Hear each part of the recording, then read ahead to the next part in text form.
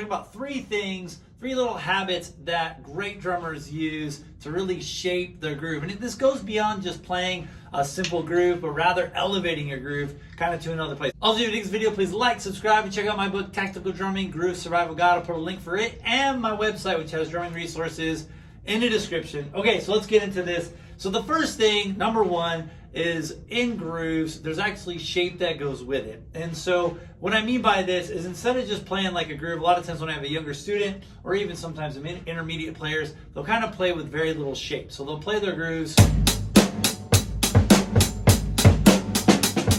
So they'll actually have some intricate things that they can do, but the groove doesn't really take any shape. And so the first thing is that your groove always takes shape. In other words, there's got to be accents that basically bring the ears to certain points in the groove. So using a very simple rock groove as an example, on the hi-hat, you can hear right here, I call those bucks, but you're playing accent, tap, accent, tap, accent, tap, accent, tap. And what that does is it creates this momentum with the groove.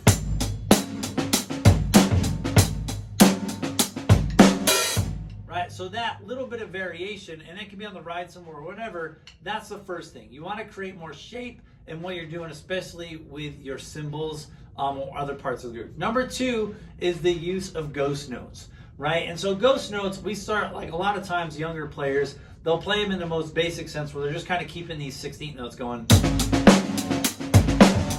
Right, so they've got this ticka, ticka, ticka, ticka, ticka. But ghost notes are really designed to fill in the space. So when I was playing that last groove,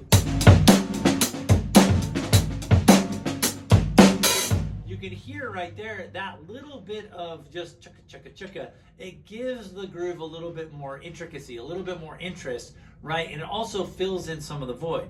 I could do this also on the ride cymbal, right? With the, again, on the snare.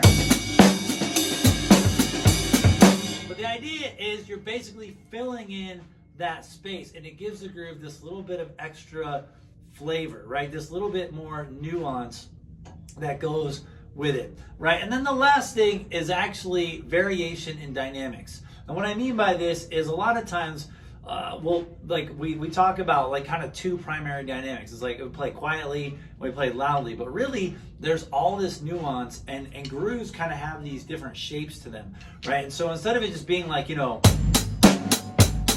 or moving forward even like this, there's a lot of little shapes, and what that does is that nuance with those shapes allows certain parts of the groove to come out. So I'll show what I mean by this. Listen for the hi-hat placement and the volume of hi-hat in comparison when I lift the hi-hat in comparison with the rest of the groove.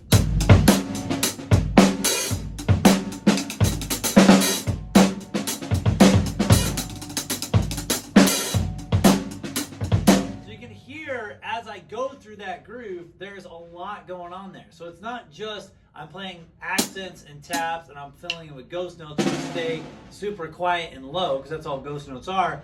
Rather, there's a lot of extra stuff. There's basically this variation in dynamic range, which really shapes the groove, right? I'm gonna play a few things on the way out so you can kind of hear all these things in context, and that's really it. So here we go.